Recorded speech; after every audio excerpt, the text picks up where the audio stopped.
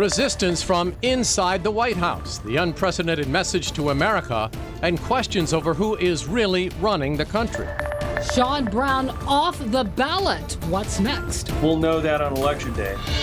A plane crashes feet from a packed school. Just from the shadow, it looked like it was about inches away from my roof. What neighbors say happened moments before. Coach versus cancer, the surprise announcement, and the new battle facing Jeff Jones.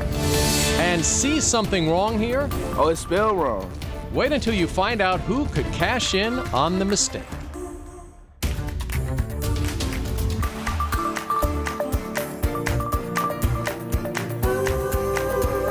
We begin with trouble in the tropics. Hurricane Florence quickly intensifies into a major Category 4 storm, but only time will tell where this monster is headed.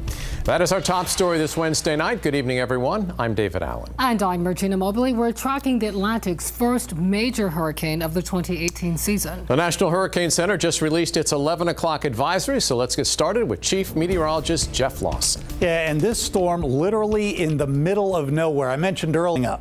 All right, thanks, Jeff. Let's take another look at Florence. The National Hurricane Center will release new information at 5 o'clock tomorrow morning. Jeff has a full breakdown posted on 13newsnow.com and our free app. Just tap the weather tile and scroll to the Hurricane Center. What's left of Gordon is still dumping lots of rain on the south. Take a look at this brand new video from Pensacola. The Florida Panhandle got the worst of it. 10 inches of rain fell there. High drama today in the 2nd congressional district race. A judge in Richmond bounced independent candidate Sean Brown from the ballot this fall. The judge determined there were dozens of forged signatures on petitions floated by Congressman Scott Taylor's staff to get Brown on the ballot in what some say was a political stunt. 13 News Now reporter Megan Puryear looks at the politics of what's next. David, Regina, the lawsuit over those forged signatures was brought on by the Democratic Party against the State Board of Elections. Now, while Sean Brown was gone, but for now, political analysts say that what happened today leaves a lot of unanswered questions about the race going forward.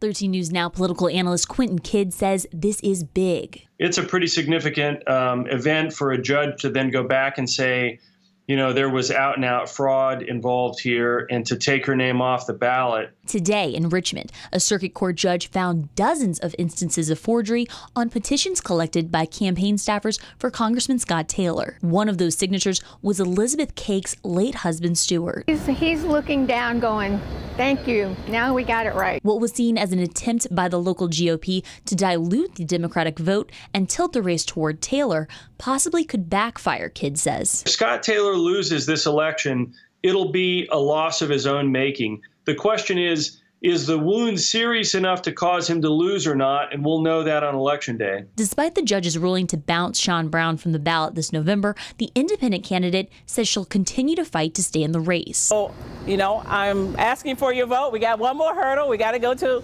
the Virginia Supreme Court. Today, Democratic candidate Elaine Luria, who has steered clear of the fight, offered a harsh rebuke of her Republican opponent. From the time this fraud became public knowledge, Congressman Scott Taylor has dodged responsibility for the criminal actions of his paid staff. He has blamed the National Democrats. Today, Taylor called the Democrats' lawsuit pure politics, adding in part, "Our campaign will continue to cooperate with the investigation and make no further comment while it is ongoing." While a special prosecutor will now look into whether any laws were broken by those who collected the signatures and verified their authenticity, that will not be known until after the election. Still, Kidd says what happened today may not be lost on all voters. But the judge did give a pretty strong indication that some crimes have been committed. At least 5 of Taylor's staffers pled the 5th today in court, and the special police investigator was also there for the trial. Live in the studio, I'm Megan Puryear, 13 News Now. Now, this controversy started on June 9th. Dates on the petition to get Brown on the ballot revealed that is when several of the questionable signatures were collected by Taylor staffers. Then, 2 months later, questions over the signatures surfaced. The same month, a special prosecutor launched an investigation. That's also when the Democratic Party in Virginia stepped in, asking the Attorney General to remove Brown from the ballot. The Dems also took their concerns to court, asking a judge to invalidate all of Brown's petitions. And that brings us to today, when a judge ruled to take Brown off the ballot. New tonight, ODU men's head basketball coach Jeff Jones facing a battle off the court. Jones revealing he's being treated for prostate cancer for a second time. 13 News Now reporter Chanu Hur is live at the TED tonight with the announcement that shocked so many people today. Chanu. Yeah, David, like you mentioned, that announcement came today, and Coach Jones says despite this diagnosis, he's still staying committed to the team, staying committed to his job, and especially the people around him. Just 3 years ago, he was diagnosed and treated for prostate cancer. ODU men's basketball coach Jeff Jones announced the recurrence of the disease. He learned of the relapse during the summer of 2017. In a statement, Coach Jones said, "There's no way I'm going to allow it to change my approach, my commitment to his players. You're going to get my very, very best every day."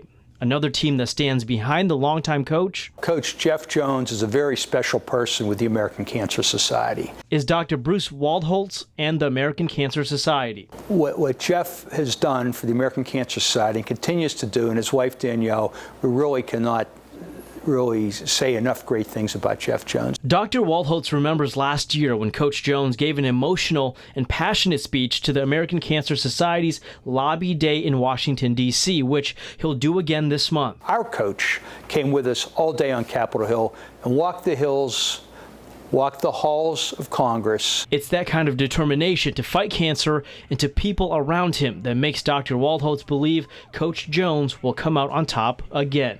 Coach Jones has the heart of a giant. The passion that he has for life, for teaching his basketball players and young men and women and making a difference in their lives and the lives of the families of the players that he coaches. So we just really wish the best for Coach Jones. Now, Coach Jones plans to address the media himself and take any questions about this diagnosis tomorrow here on campus at 3 o'clock, and 13 News Now plans to be there. Live in Norfolk, Chanu Hur, 13 News Now. All right, thanks, Chanu. Well, prostate cancer, let's take a look at it, is the second most common cancer in American men. 1 in 9 men will get the diagnosis at some point in their lives. That's according to the American Cancer Society. Most at risk are African American men and men older than 65. As serious as it is, most men beat prostate cancer. Very disrespectful, very rude. That's not cool. That's not cool at all. These students spotted it. Can you? We try to get to the bottom of how this one escaped potentially hungry proofreaders. Hand that person over. President Trump demanding the New York Times tell him who is spilling West Wing secrets. There's still a lot of questions over Florence's path. Just have some answers on that, plus an early look at your weekend forecast as 13 News Now continues this Wednesday evening.